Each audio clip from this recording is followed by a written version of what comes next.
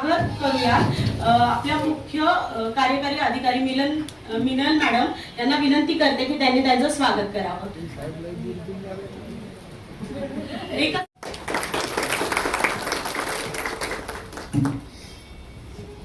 स्वच्छतेसाठी स्वतः झाडू हातात घेऊन गाव स्वच्छतेच्या संकल्पनेकडे वाटचाल केली। काउंसिल ऑफ इंडिया अगर जलगांव क्षेत्र में आते हैं तो सरपंचों के साथ भी हम लोग सहयोग करके इस तालीम को हम आगे बढ़ाना चाहते हैं। ऐसे जलगांव के एक्टिवली सीईओ डैश पे विराजमान सभी महानुभाव और यहाँ पे उपस्थित साथी सरपंच देवी और सज्जनों, दोस्तों, क्वालिटी काउंसिल ऑफ इंडिया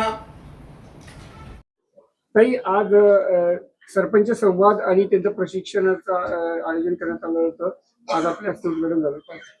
आज इथे आपल्या जळगाव जिल्ह्यामध्ये आणि जळगाव जिल्ह्यातले काही ठराविक सरपंचांसाठी इथे 2 दिवसाचं वर्कशॉप ठेवण्यात आलेलं आहे क्वालिटी ऑफ काउन्सिल म्हणजे QCI कडनं, की जी संस्था केंद्र सरकारच्या माध्यमातून देशातल्या सगळ्या ग्रामपंचायत सरपंचांना ट्रेनिंग देण्याचं काम करते।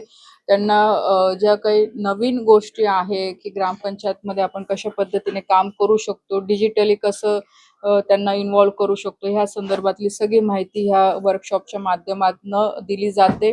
जे डिजिटल ॲप आहे सरपंचांचं, जे की देशातल्या सगळ्या सरपंचांना जोडायचं काम करतं, जिथे चांगले प्रकल्प होत आहे किंवा चांगले कामं ग्रामपंचायतच्या माध्यमातून होते, त्याबद्दलची सगळी माहिती तिथे दिली जाते।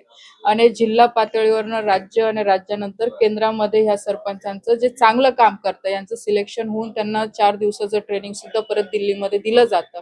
आणि अशाच पद्धतीचा कार्यक्रम आपल्या जळगावमध्ये आपल्या जळगावातल्या सरपंचांसाठी व्हावं अशी मी त्यांना विनंती केली होती, म्हणून आज तो कार्यक्रम इथे आयोजित करण्यात आलेला आहे, त्याचं उद्घाटन झालेलं आहे।